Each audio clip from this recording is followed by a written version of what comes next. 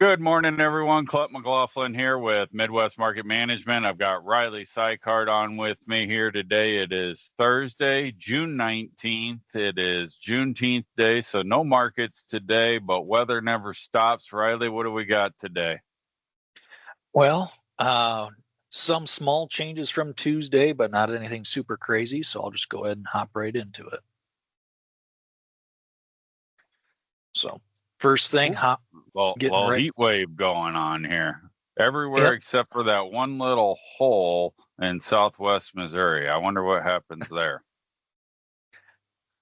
I guess we're going to find out. But 1 to 5 day, like you said, got some heat coming through. Low 90s to upper 80s. I wouldn't say it's anything super critical. Hottest regions, Kansas right now is seeing a lot of heat, but after all the rain they've had, they're probably hoping to get some heat to dry themselves out.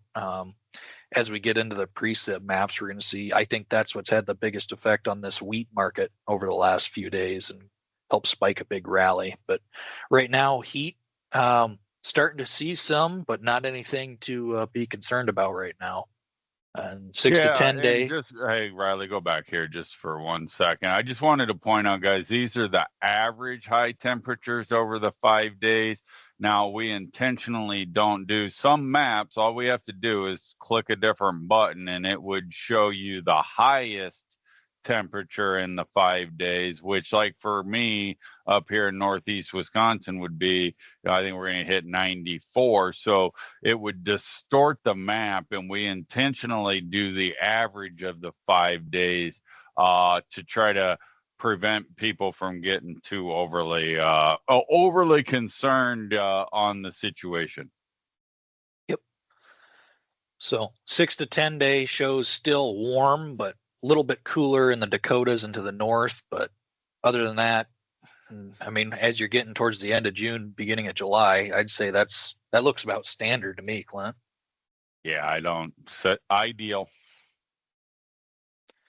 Yep. So looking at previous 13 days of rain, you can see eastern half of Kansas, Oklahoma, and then down in that eastern corn belt at Kentucky, southern Indiana. A lot of those areas do have wheat, and I'd say all this rain has definitely shut down the beginning of wheat harvest. So I would say that's definitely spurring this market up. So going to have to watch that pretty close on the wheat side of things going forward, Clint. Yeah, on the rally, I would definitely be using the rally to look for some opportunities for selling here.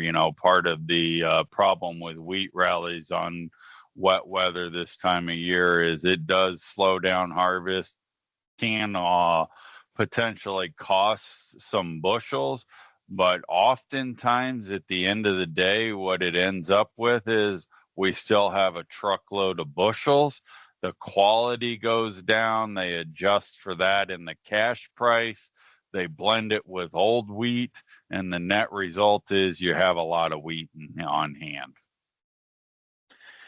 Yep. So that kind of, going off of what you just said, it kind of proves the point of don't let this rally slip away. Wouldn't be afraid to use it to price some stuff. Yeah, for sure. So that's previous 13 days. Going in more in depth, that drought monitor map just got updated. Not really anything different. Everything to the east, plenty of moisture. South Dakota, Nebraska, that's nothing new. Areas of Iowa starting to progressively get a little darker, and then that northern chunk of Illinois and just barely getting into Nebraska or into Wisconsin, starting to get into a darker shade. So you and I have kind of mentioned that before. So I don't think that's a wide enough area for the market to take a big notice to that yet, though. It's been a long time since we've seen this much of the drought monitor map white. Mm-hmm. So moving along, surface soil moisture, just proving the same points here. Everywhere that got those heavy rains over the last 2 weeks in the green. Minnesota as well has caught a lot of those rains here that moved through the northern corn belt in the last week to 10 days. So not really anything newer fresh in that. And then the subsoil shows the same thing. So not going to spend a lot of time on that one either. Moving into looking forward now, the 1 to 5 day, some smaller chances of showers that are pop-ups, but overall fairly dry over the next 5 days, which a lot of areas wouldn't mind drying out a little bit. So not anything to be really critical about. 6 to 10 day, there's a lot more getting to the time of year, blippier stuff being put into the forecast. You know, areas like Indiana, Ohio, you can see there's little chunks that could be getting some solid rains, but overall not anything severe. The only thing that's really fresh is that western Iowa and eastern Nebraska looks to be some solid rains there in the 6 to 10 day. I'm curious to see how much of that comes true and if that can be more widespread than what it's showing right now. But we won't know until it's here. So for right now, some smaller rains that are going to keep this crop growing and keep any drought concerns from really rising in the short term. So that's really it. And other than the 1 to 13 day, the extended forecasts have not taken rain out of the forecast. So I'm not taking the 10 to 13 too seriously, but it is important to note they're not bone dry. There's still rain there. So not reason for any bulls to start getting excited and start spurring the corn and bean market up either. But that's all I got, Glenn. Yeah, I appreciate you putting the maps together here.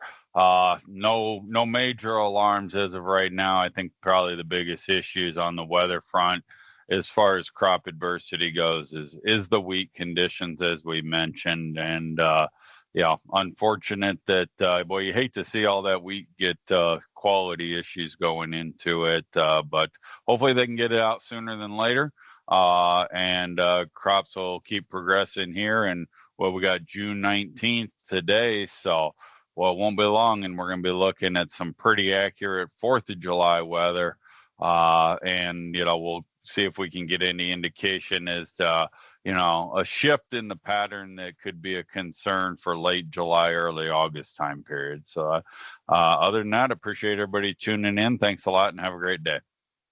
This material has been prepared by a sales or trading employee or agent of Midwest Market Management and is in the nature of a solicitation.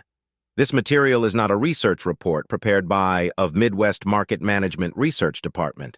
By accepting this communication, you agree that you are an experienced user of the futures markets, capable of making independent trading decisions, and agree that you are not and will not rely solely on this communication in making trading decisions.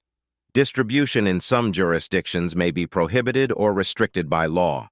Persons in possession of this communication indirectly should inform themselves about and observe any such prohibition or restrictions.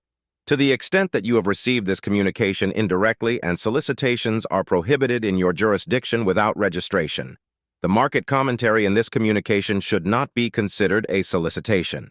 The risk of loss in trading futures and/or options is substantial, and each investor and/or trader must consider whether this is a suitable investment.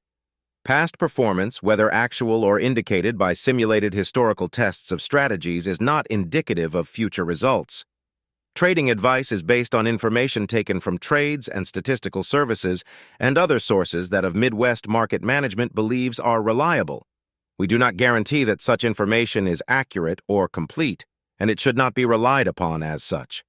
Trading advice reflects our good faith judgment at a specific time and is subject to change without notice. There is no guarantee that the advice we give will result in profitable trades.